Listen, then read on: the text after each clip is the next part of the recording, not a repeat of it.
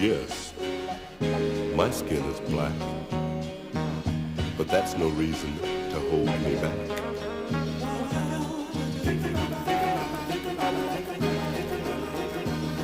I have wants and desires just like you.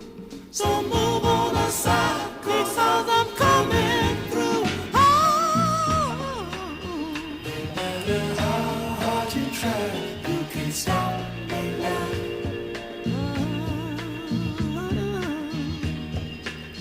No matter how hard you try, you can't stop me now. I'm Tavis, Smiley. Glad to have you with us in this third and final hour of our program today. What a spirited program it has been. Your skin is I thank Connie Rice for that brilliant first hour, and grateful to Dr. Cornell West and Jesse Jackson Jr. For that amazing second hour. I say all the time, I leave this studio every day smarter than when I came in, courtesy of these brilliant guests who I'm honored to have on this program. And speaking of brilliant guests, in this final hour, Gbenga Ajilore, chief economist for the Center on Budget and Policy Priorities, and former senior advisor in the Biden-Harris administration on the present challenges and the so-called green shots in the U.S. economy. Gbenga, good to have you on. How are you, sir? I'm doing well. Thank you for having me. It's my great pleasure to have you on. Glad we have an hour here, a whole lot to cover here in this hour. Let me start with this. I want to start with some terminology. I believe that, words matter and definitions matter. And before I get too deep into the conversation with you, a couple of things that I want to just get you to just unpack for me. I just use this phrase, green shots. And I wonder if you might unpack what green shots are before I get too deep in the dialogue, and I got something else I want you to unpack as well. But let's start with green shots. What are the when we say green shots vis-a-vis a conversation about the U.S. economy? What are we talking about? So I think what that term refers to is when we're thinking about, the stock market, and when things are going well, it's in the green. Things are doing poorly, it's in the red. And Mm-hmm. so people look to the stock market as a representation of the economy. And when it does well, people think the economy is doing well, which is actually not the case. And I know we're going to get into that a lot more. Yep. The other thing I've noted in preparation for our conversation, read a number of pieces that sort of underscore this particular line of thinking, which is that with the labor market as weak as it is, so many fellow citizens, so many employees are engaged in what they call job hugging. Job hugging. Unpack that for me. So I think with that, the job hugging is that with a weak labor market, what you have is that people are afraid to move from their job. Mm-hmm. And one of the things that we are noticing this year, especially, is that firms may not be firing a lot of people, but they're also not hiring. And so when you see that as an employee, you think, well, this is not a good situation for me, but I know if I leave this job, there may not be another job for me. So I'm going to stick to this job, hang out here until the economy turns around. Yeah. And what does that mean for everyday people who may be at a job right now that they don't like, but in the midst of job hugging, born of the fact, to your point, that companies may not be firing, but they're also not hiring. What's your best advice to anybody who has a job right now?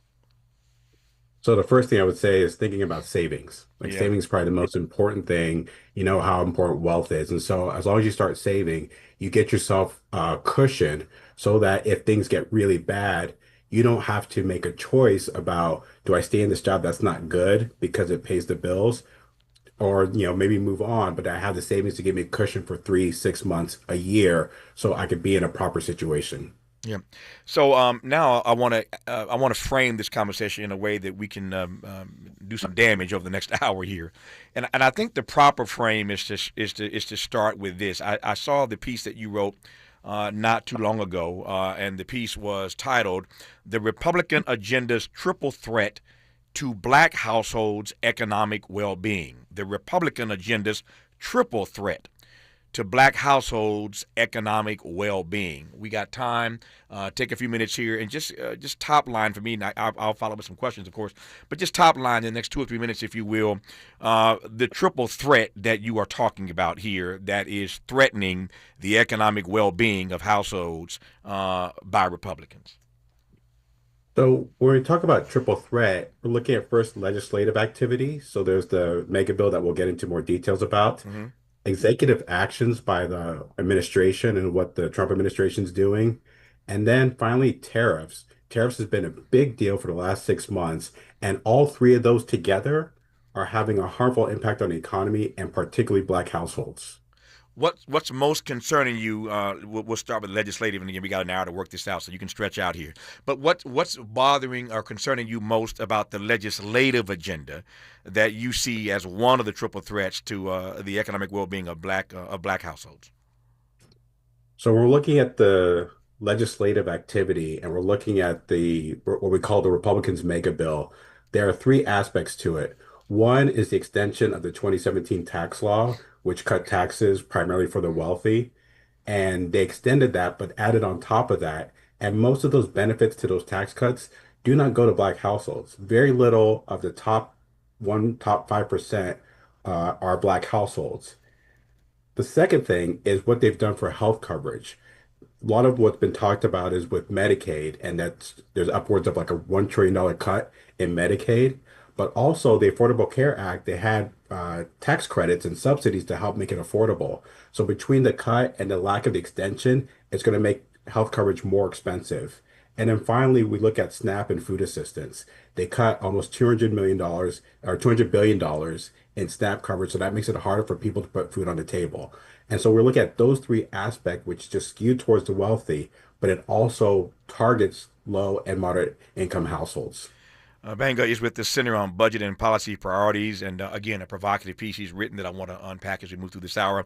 That's titled "The Republican Agenda's Triple Threat to Black Households' Economic Well-Being." The first of those triple threats is the legislative agenda.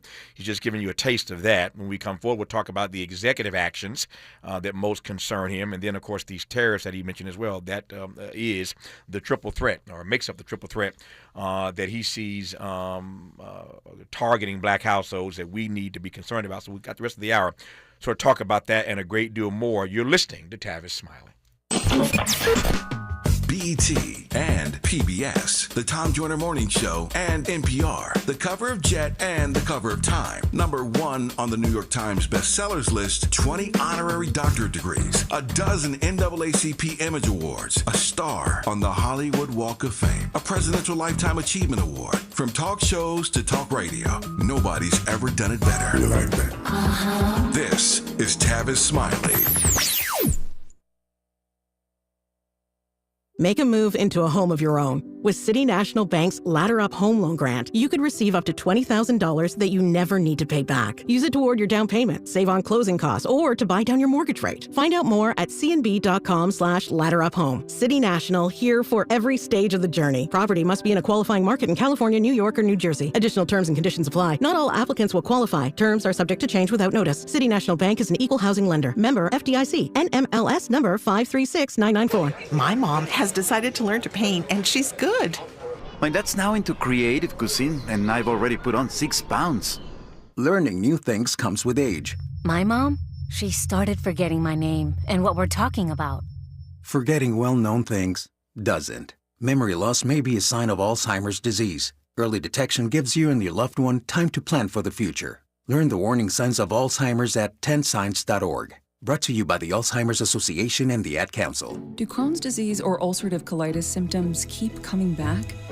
Tremfya, guselkumab, may help, with rapid remission achieved at 12 weeks and lasting clinical remission at 1 year. Some even saw visible improvement of their intestinal lining at 12 weeks and 1 year. Tremfya is a prescription medicine used to treat adults with moderately to severely active Crohn's disease and adults with moderately to severely active ulcerative colitis. Serious allergic reactions and increased risk of infections and liver problems may occur. Before treatment, your doctor should check you for infections and tuberculosis. Tell your doctor if you have an infection, flu-like symptoms, or if you need a vaccine. Healing is possible with Tremfya. Approximately 3 out of 10 patients were in endoscopic remission at 1 year, based on areas visualized on colonoscopy, which may not represent the deeper bowel layer or entire GI tract. Individual results may vary. Ask your doctor about Tremfya today. Call 1-800-526-7736 to learn more or visit tremfyaradio.com.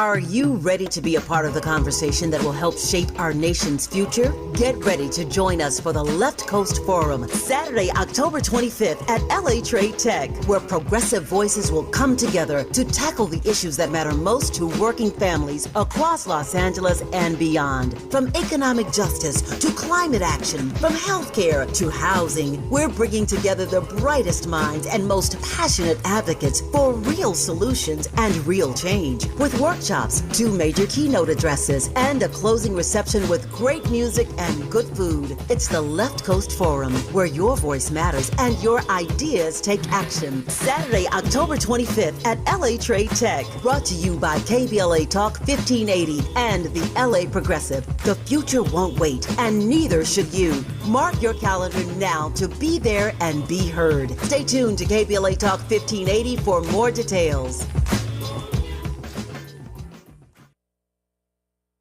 Helping to make you the most knowledgeable person in your circle of friends. This is Tavis Smiley.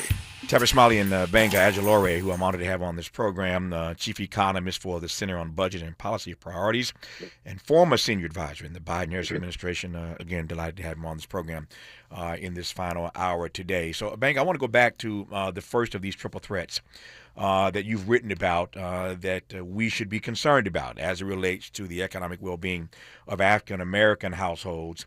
And you started with this legislative agenda and you laid out the various pieces of this puzzle that are going to dramatically and negatively impact African-American households. I want to ask, because clearly the things that you laid out that are a part of that legislative agenda are going to hurt a whole lot of people in this country. Not just African Americans, but tell me more about how acute you think the pain is going to be specifically for African Americans, given the bullet points that you laid out underneath what they are doing legislatively. Does that make sense? That does make sense. Okay. And so we're just going to put some numbers first with looking at SNAP. Okay. So the number of households that are potentially going to lose from SNAP cuts for African Americans is 11 million people. And then for the Medicaid program, we're looking at 13 million Black people who are insured through Medicaid. So these are the people at risk of losing that coverage, healthcare coverage, being able to put food on the table. I talked about the Affordable Care Act. 1.7 million Black people enrolled in the marketplace in 2023.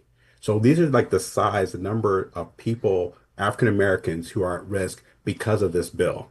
And one of the reasons why this is happening is that they're adding what we call work requirements. It's more of a work reporting requirements on these things. And what that means is that each month you have to report to a certain agency that you're working a certain number of hours. It's about 70 hours per month. And making people go through hoops, adding that red tape, that bureaucracy, makes it difficult for people to be able to access these benefits.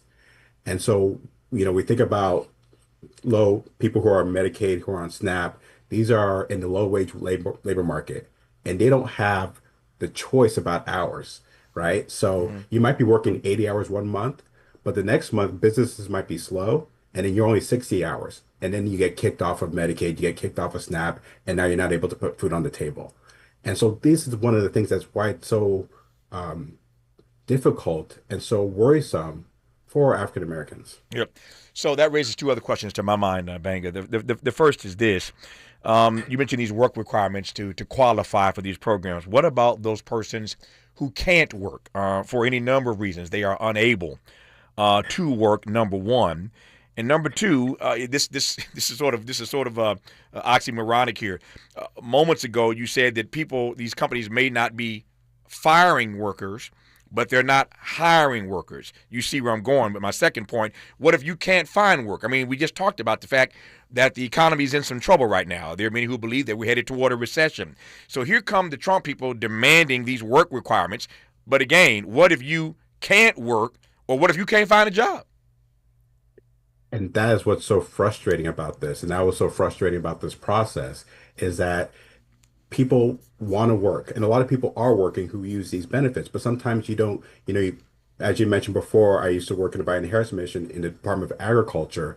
And a lot of these rural places, it's difficult. There's not a lot of job opportunities, and there's not a lot of opportunities to be able to meet these requirements. And so now That's how they get to that 1 trillion cut in Medicaid. That's how they get to the nearly $200 billion cut in SNAP because these people are not going to be eligible for this program.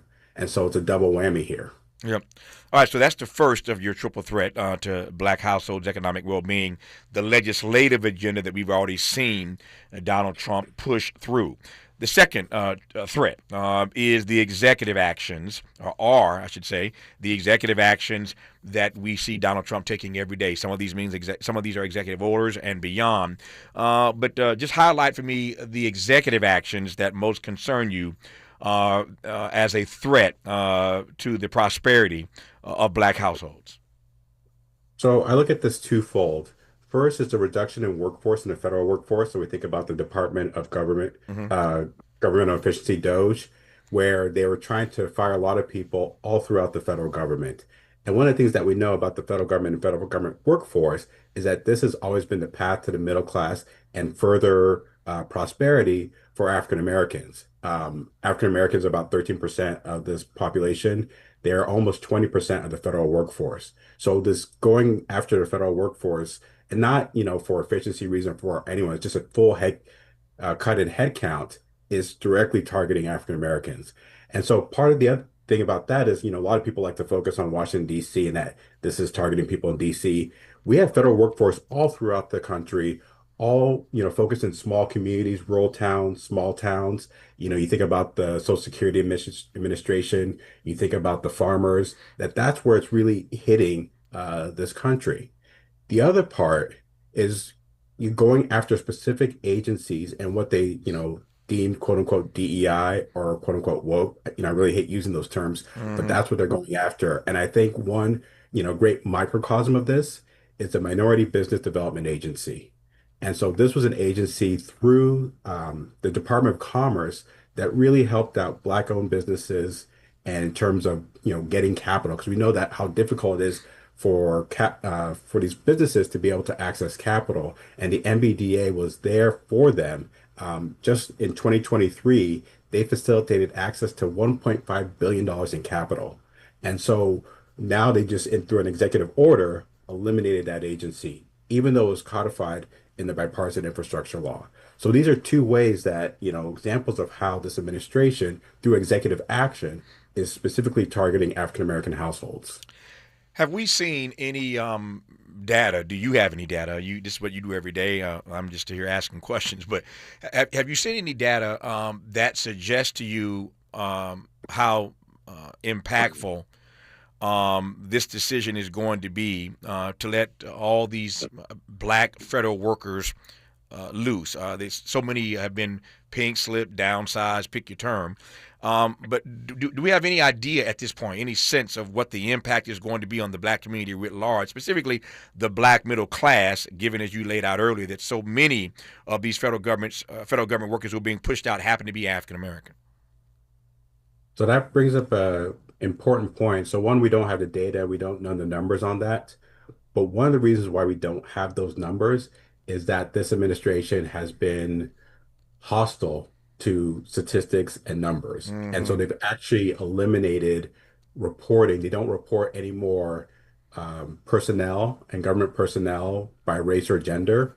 So we actually, even if we wanted to estimate this, we actually don't have the ability now because we don't know. We know the aggregate numbers of who's being fired, but we don't know who's, we don't know the demographic breakdown. So we can't say, what's happening. But the other thing is in terms of the impact and the economic impact in these communities, we won't know for a while, but we do know what what the workforce meant for these communities and what they've always meant for decades now. Yeah. We discussed on this program heretofore, Gbenga, that black folk are always the canary in the mine, as it were. When you see black unemployment rise as high as we saw in the last jobs report, it's a signal that the economy is in trouble. How concerned are you, not just about the steep increase in black unemployment, that is, but what that means for the nation? We all saw the comments by Chairman Powell the other day about what may happen in September, given the state of the economy with rates. But how seriously are you taking the steep rise in black unemployment for what it means for the nation in the months to come? I'm very concerned about that. It's something that I've been watching. I've been watching particularly Black women's unemployment rate, Hmm. which has gone from 5.4% in January up to 6.3%. Mm. And it's one of those things where now we're looking at over 6 months. A lot of times you'll have, and especially with Black unemployment rates, it's very volatile, but 6 months of consistent rises. That's concerning, especially given what's happening with the federal workforce, knowing that it's disproportionately African American. And so seeing that those laying off, the reductions in force, seeing what's happening with the unemployment rate, and and that has me concerned because as you mentioned before, Black labor market metrics are always the canary in the coal mine. We always talk about last hired, first fired, Yeah. and I think we're in that period of first fired. Yeah. We're talking to Gbenga Ajilore about the triple threat that black households are facing with regard to their economic well-being, courtesy of the Trump administration. We've talked about the legislative agenda and the harm that it's going to cause. We've talked about some of the executive actions that are specifically targeted toward African Americans. We'll get to the tariffs here in just a second, but that second point I want to stay on for just a second here, Banga. And I'm going to get philosophical here for just a second, but I know you can hang with me, and I'm pressing toward a response from you, even though again it is more philosophical perhaps than it is economic. But this just troubles me, and I go back to, and this is not a diss at Barack Obama. I'm just using it as an example. I go back to the Obama era. You work for Biden Harris, but I go back to the Obama era when people recall Barack Obama saying that he's the president of all of America. He wasn't just the president of Black America. I'm not the president of Black America. I'm the president of all of America. And every time he said that, it just like fingernails on the chalkboard to me. I hated that. And there were people around him, and there were many of us who were talking about the covenant with Black America, this book that I was a part of, and the need for an African American agenda. There were some Negroes during the Obama era saying he don't need no black agenda. People were just rallying around Obama, and any excuse was good enough. He don't need no black agenda, they said. And so I remember, of course, being in all these fights with people because I thought the exact opposite. Black people voted for Barack Obama. He ought to have an agenda for everybody, including black folk. We shouldn't be left out, though, just because he happens to be black. So don't tell me you're the president of all America, not Black America, because we're Americans, too. Here's what I'm pressing toward. What you've just described in this conversation and laid out for us quite beautifully are all the ways in which the Trump administration is going after programs, deleting programs, attacking DE&I. I could do this all day long. You've already laid it out. But they're specifically and methodically doing away with programs targeting African Americans that are going to diminish the wealth capacity of black people. So they can find a way to target, here's the key word, they can find a way to target black people when they want to diminish their economic standing. But conversely, we can never have a real conversation about bringing programs online that aid and abet black wealth, that benefit black people, because to do so is now playing politics. We don't want to live in a country where we're targeting people for success, but we can do it in the reverse. Do you follow my logic here? I do. I do. I know where you're going. All right. So what say you about that? That we can, again, in this moment, find a way to target black people vis-a-vis these programs that they benefit from, but we can never get around to being affirmative, being proactive about advancing legislation that helps black people. It's all yours, Bang. So you've brought up a great philosophical point, and I think one of the reasons going back to the Obama years, Right. and the reason why I said we can't do that is that the Biden-Harris administration was focusing on it, and we saw the backlash. Right. And I think that's what the Obama administration was worried about, that backlash. Mm-hmm. But what's missing from the argument is when you target Black households for success, the success is not limited to those households. Yes. That success does well for everybody. Mm-hmm. There was Janelle Jones, who was at Department of Labor, was out at the Washington Center on Equitable Growth, and Jared Bernstein, who was both in the Biden-Harris administration, had this framework called Black Women Best. That when you target Black women, that's going to have benefits throughout the whole economy. And what's that? But people weren't able to get that and were able to understand that. But conversely, when you target Black households negatively, Mm-hmm. that also doesn't stick only to Black households. Yeah. And that's what we see and that's the whole thing about the canary in the coal mine, is that when you see black unemployment rate rising and you don't do anything about it, now that's going to spread throughout the economy. And then that's where we end up in a recession. And so it actually goes both ways, that when you target a group, it's not limited to that group, whether you're talking about success or whether you're talking about harm. Yeah. And that's what we need to wrap our heads around and focus on. No, it's a powerful point. I want to just underscore it just one more again. I want to double click it if I can. I've said for many, many years that when Black America does better, all of America does better. You hear Gbenga sort of amening that in the tradition of the Black church. He said amen to that. When Black America does better, all of America does better. But what he added, though, which is really powerful, is it also works in the reverse. Conversely, when you target Black America, and you hurt them economically, you're not just hurting them, you're hurting other folk as well.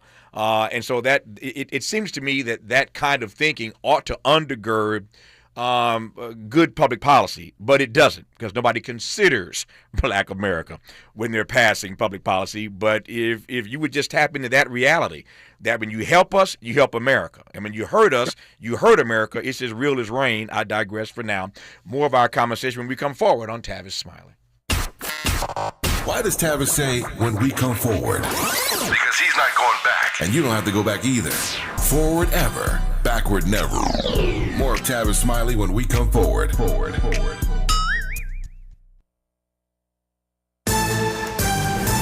I'm Bree Wood with BIN News Now. President Trump is threatening to send troops to Baltimore, calling Black Governor Wes Moore's crime record very bad. Moore fired back. It would be great if the president would actually come and spend time and learn about what we are doing instead of just throwing jabs at me and jabs at the city of Baltimore. Governor Moore says Baltimore is seeing a resurgence and that real progress is being made by people on the ground. A tragic hit and run on I-75 in Marietta, Georgia leaves 36-year-old Terrell Loudermilk, a black truck driver from Tennessee, dead. Former police lieutenant Christopher Bradshaw, who is white, has been arrested and charged with homicide by vehicle and hit and run.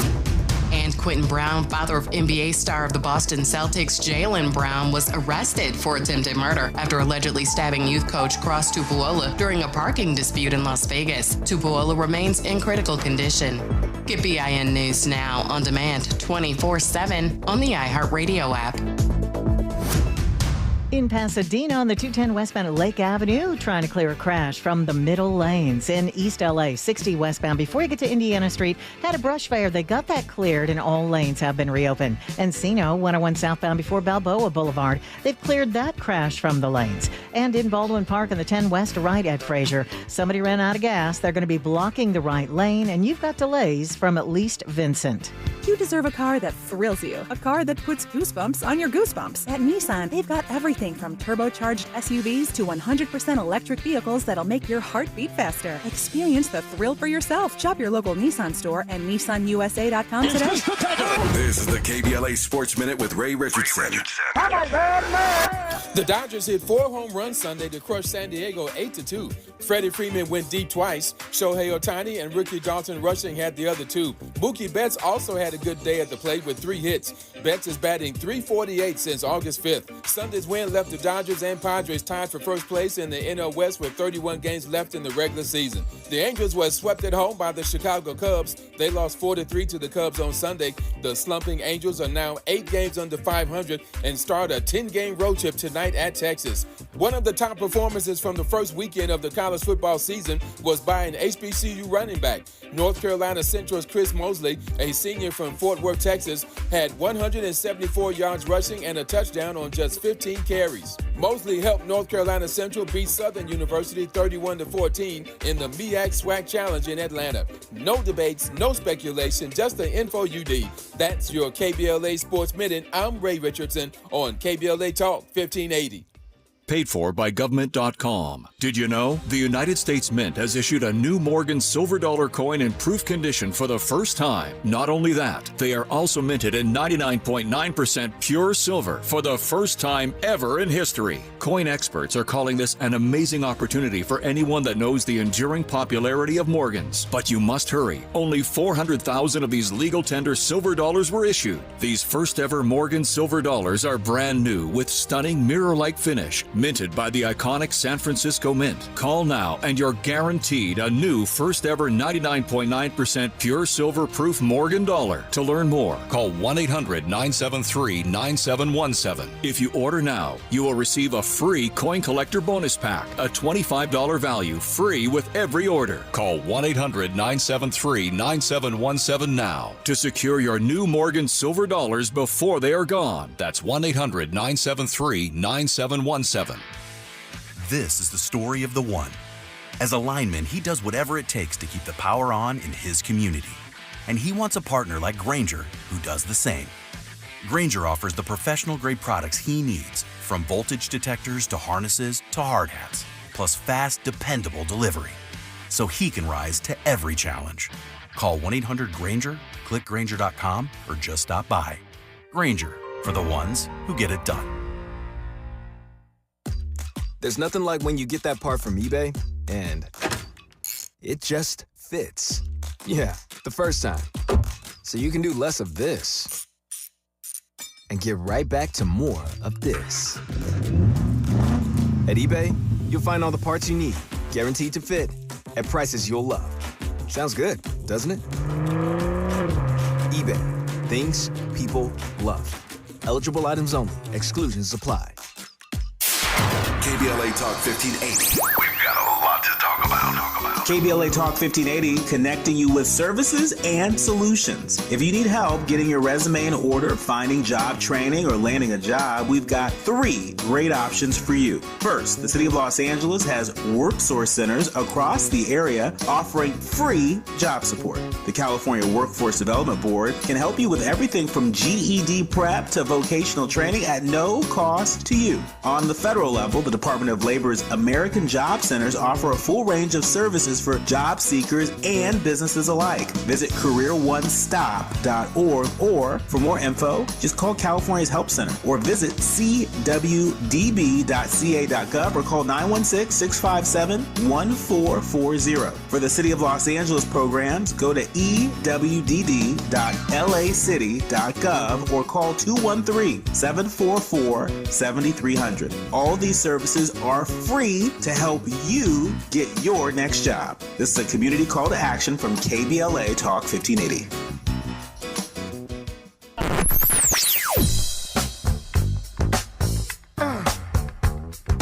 This is KBLA Talk 1580. Talk radio. That's music to your ears. We're unapologetically progressive. KBLA Talk 1580. Made fresh daily in the Mert Park, Los Angeles, California. You're listening to Tavis Smiley.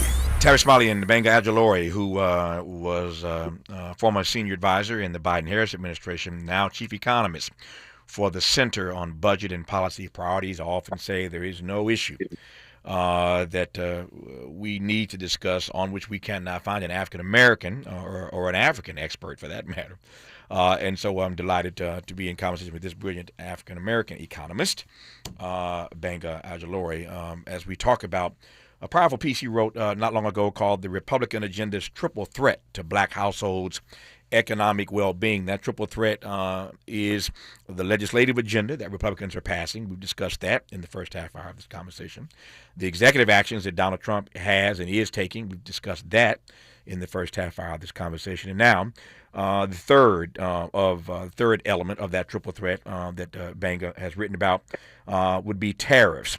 So I'm glad we're on this because I've obviously been following this. We all have. I got a really bright audience. We've all been following this tariff conversation. It sort of ebbs and flows. One day we're doing this, and one day we're not doing that. And one day Trump says we're going this way, the next day he goes the other way. And one day he's putting a tariff on somebody, the next day he's giving them a 90-day reprieve. I mean, we've been it's so schizophrenic, up and down, all over the place on this tariff issue.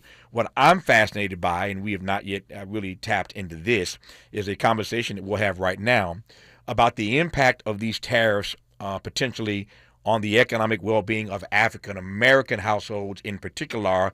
Gbenga, take it away. Thank you. And I've been following the tariffs, since February, and it's, to your point, it's been very chaotic. It's been very haphazard. But the one thing I always like to start with when I talk about tariffs is that, tariffs are a tax on imports on goods that we all purchase.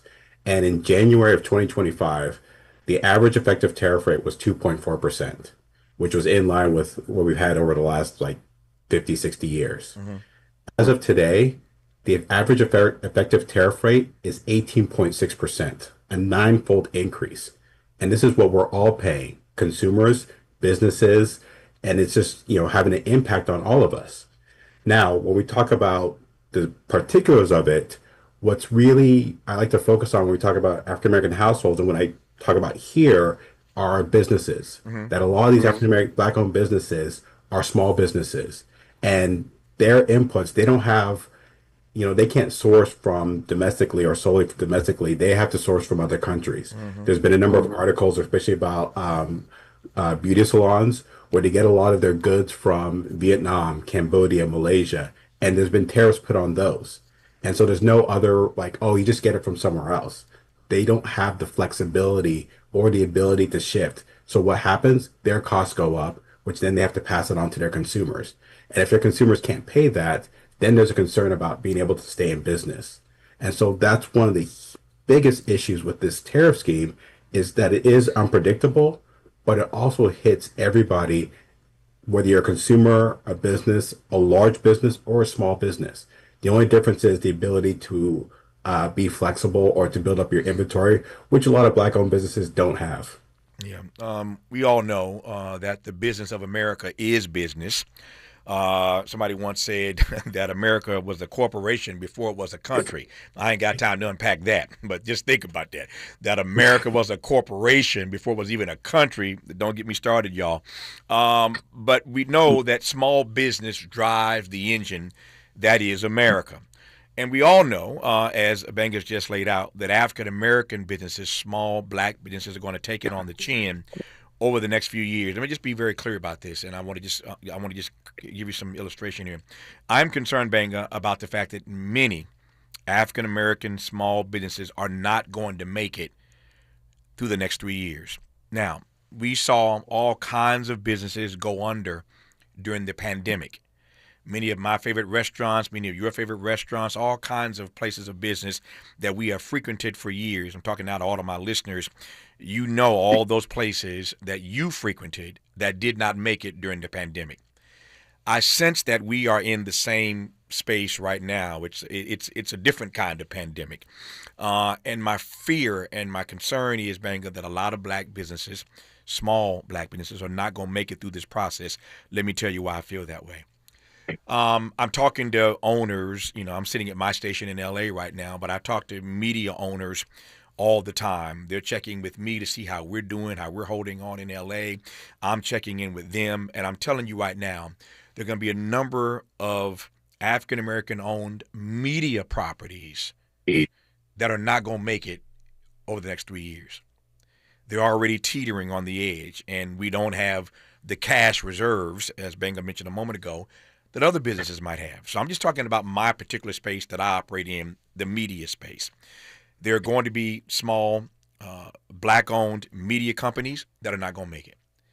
There are going to be a number of small Black-owned ad agencies that are not going to make it because they're not getting the media buys from the corporations that they used to get, because Donald Trump has turned against DE&I and everything Black, and so has corporate America. From Walmart to McDonald's to Target on down the list. I know y'all got happy when y'all saw the news that Target is getting rid of one CEO and bringing another.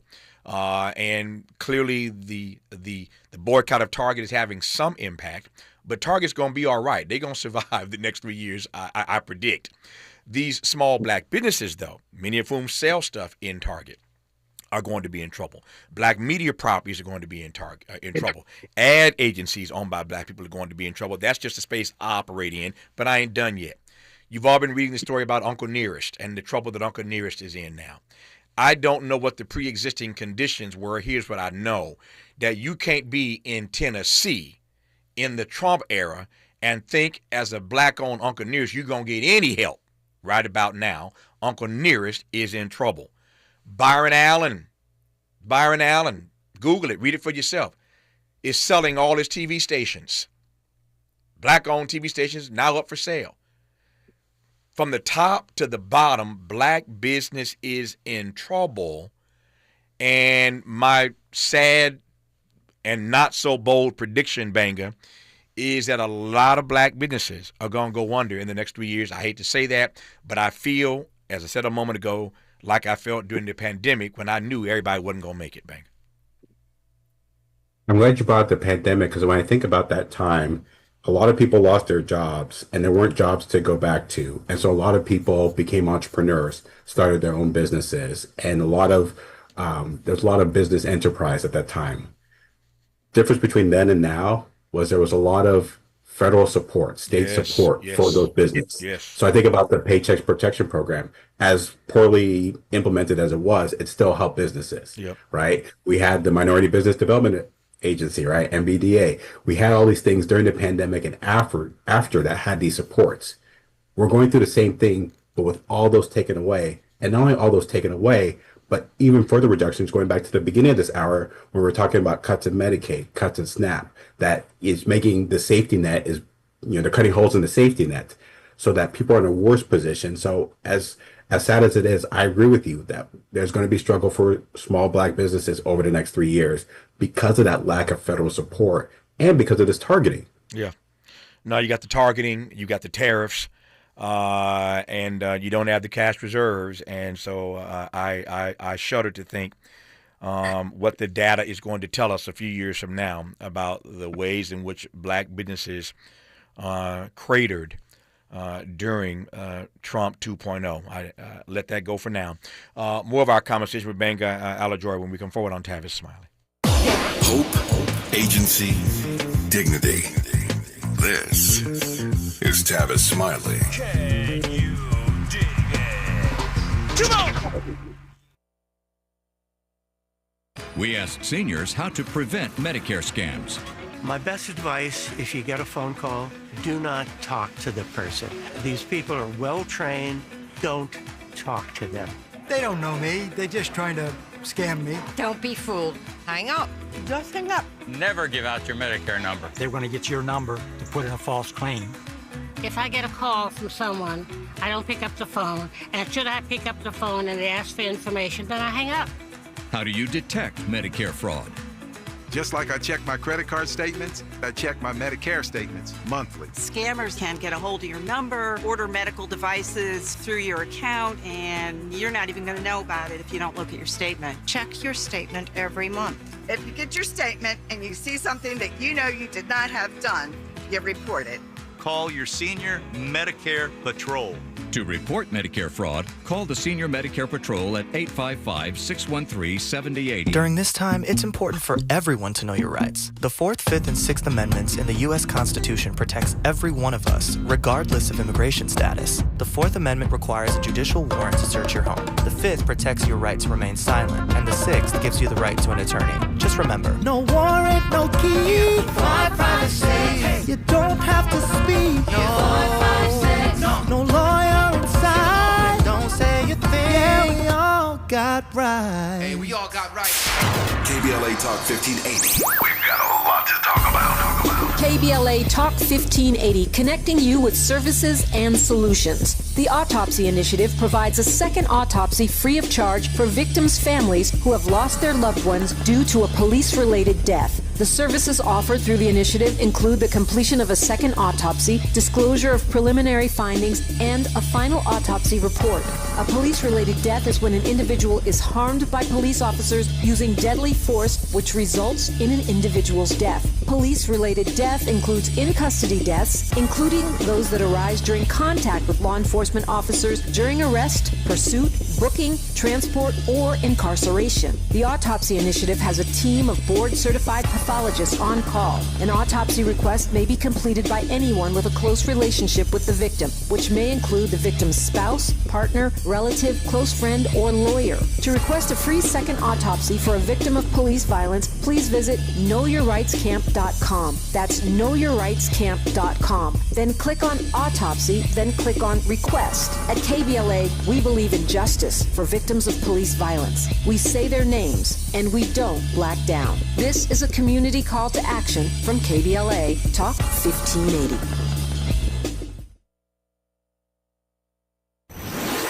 Let's get back to more of this rich dialogue with Tavis Smiley.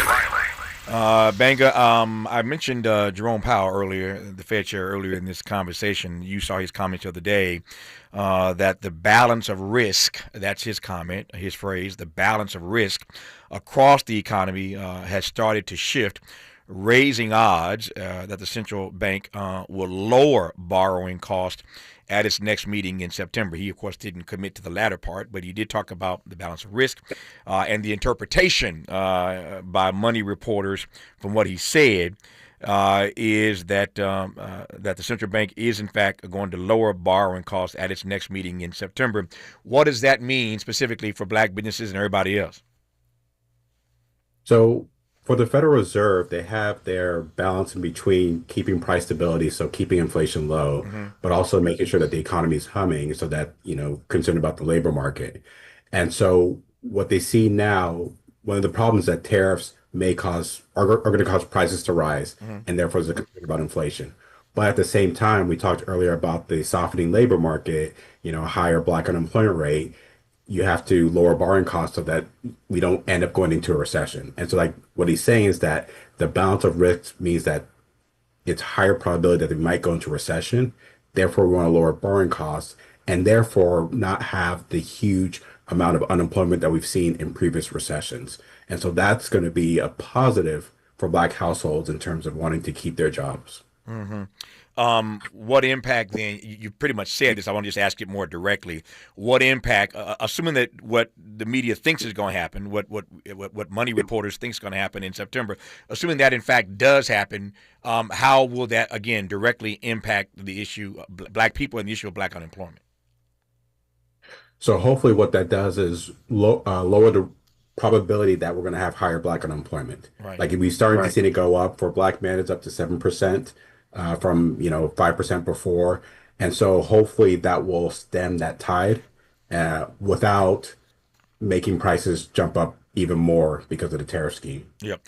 I want to circle back to something you said earlier. You just mentioned black men. Now I'm going to go back to black women. We've already established in this conversation that black unemployment, when it gets so high, is a canary in the coal mine for what's happening to the broader economy. But what's the data telling you about why unemployment has risen so dramatically amongst black women, particularly given how educated they are? So I think it goes back to the issue of the federal workforce, that this has been a job of stability, consistency, a way to, these jobs always have pensions. So we're thinking about intergenerational wealth. And, going all the way back to 1948 with Truman's desegregation order in the military, is that this has always been the place where it's like, okay, I can get a job here. And so we built that up for decades. And this administration, with their direct target on the federal workforce, is now starting to show itself. In the beginning, when he tried to fire it, there was a lot of legal cases. And so a lot of people were put on administrative leave. But that only lasted through April, May, and June. And now that, people have actually started to leave, people are starting to lose their jobs. And it's like, there's also not a lot of jobs available out there in the economy. Yeah. And so you have people leaving jobs, but not jumping to a new job because the market is pretty, it's not fluid. Yeah. In our remaining moments with Gbenga Ajilore, when we come forward, I want to circle this conversation back to where we began. If you were listening an hour ago, I asked him about green shots. And he described and defined what green shots are. And I want to ask him whether or not he sees any green shots right about now in this economy. That's where we'll close our conversation with Gbenga when we come forward on Tavis Smiley. What's your quarrel with the world? You're listening to Tavis Smiley. If you're like me, 60 and retired, making ends meet, especially here at the supermarket and drugstore, is tough. I'm so blessed to have found benefitscheckup.org. It's a free and confidential website from the National Council on Aging that connected me to $1,200 a year in programs that help pay for food, medicine, utilities, and more. Maybe it can help you. benefitscheckup.org. You know where you want to go in life, and City National Bank can help. City National knows the dedication it takes to build your vision for the future into a reality, and our team is here for you. We have a wide range of options to help, from personal savings accounts to interest-bearing money market savings accounts and more, all designed to help you get where you want to go. City National, here for every stage of the journey. Learn more at cnb.com. City National Bank is a subsidiary of Royal Bank of Canada, member FDIC. Sometimes an identity threat is a ring of professional hackers. And sometimes it's an overworked accountant who forgot to encrypt their connection while sending bank details. I need a coffee. And you need LifeLock, because your info is in endless places. It only takes one mistake to expose you to identity theft. LifeLock monitors hundreds of millions of data points a second. If your identity is stolen, we'll fix it, guaranteed, or your money back. Save up to 40% your first year with promo code NEWS at lifelock.com. Terms apply. You're still glowing, flirting, grooving. You still got it. But your immune system weakens as you age, making it harder to fight flu, pneumococcal pneumonia, RSV, and COVID-19. Vaccines are a key part of any health routine and help strengthen your immune response. Ask your doctor or pharmacist which vaccines you need. Schedule in minutes at vaxassist.com. Sponsored by Pfizer. KBLA Talk 1580. We've got a lot to talk about.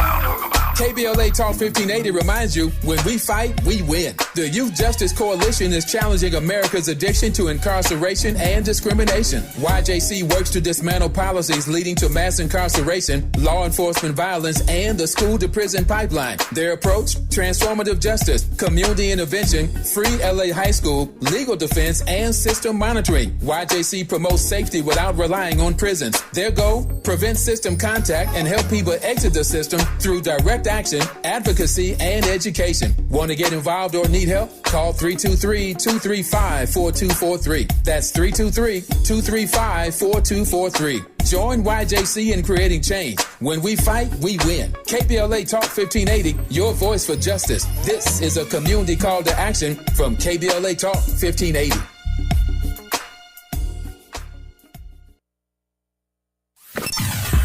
Sometimes he fails at fitting in, but we're okay with that. You're inside the Tavis Smiley Show.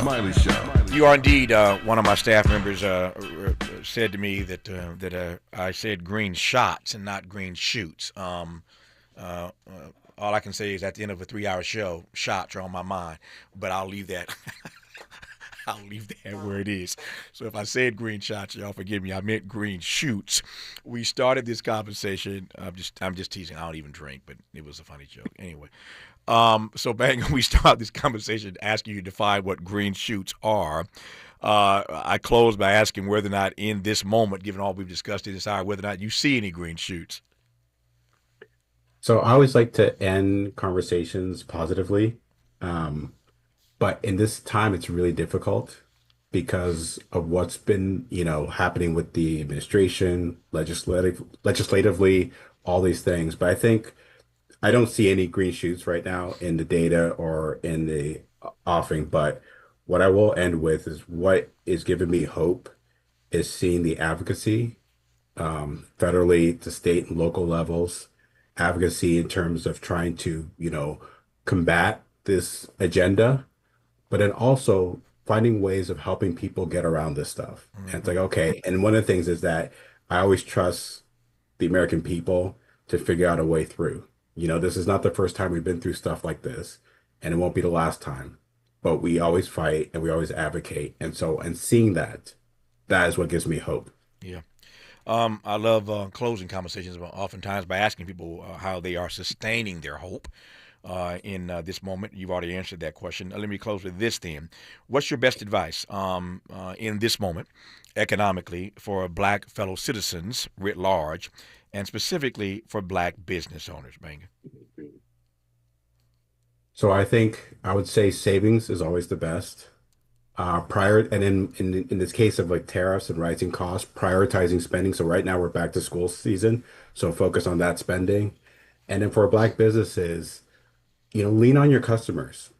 What's happening now is not the fault of the Black business owner. Mm-hmm. And so work with your customers and say, hey, we're going through a tough time, but work with me and let's get through this together. Yeah. I'm concerned about customers right now, to your point, because customers are taking it on the chin. These tariffs specifically are causing companies to pass these increases on to customers. So I think customers are going to catch it on the chin either way, Gbenga. They will, but the small business owner, you want to keep them in business. Like Yeah. you mentioned, the media, small media. So it's like we have to work together to keep our businesses going. And then just, the other businesses, we can worry about those later. Yeah. I like that. Gbenga Ajilore is the chief economist for the Center on Budget and Policy Priorities, former senior advisor in the Biden-Harris administration. You can find the piece online that he wrote that I used to frame this conversation. Indeed, it was the reason why I invited him on the conversation, on the show, that I should say, for a conversation. The piece is called The Republican Agenda's Triple Threat to Black Households' Economic Well-Being. Once again, the Republican Agenda's Triple Threat to Black Households' Economic Well-Being. To read more about that trifecta of legislative agenda, executive action, and tariffs, you can go to the website for the Center on Budget and Policy Priorities, where, again, he is their chief economist, the Center on Budget and Policy Priorities, to read more about this piece, about those threats, and there you have it. Gbenga, good to have you on the program. Thanks for the insights, my friend. All the best to you, sir. Thank you very much. It was an honor to be on. An honor to have you on this program. Just like that, 3 hours gone. Back here tomorrow, Lord willing, to do it all over again. Until tomorrow, thanks for tuning in to Tavis, Smiley, and as always, keep the faith.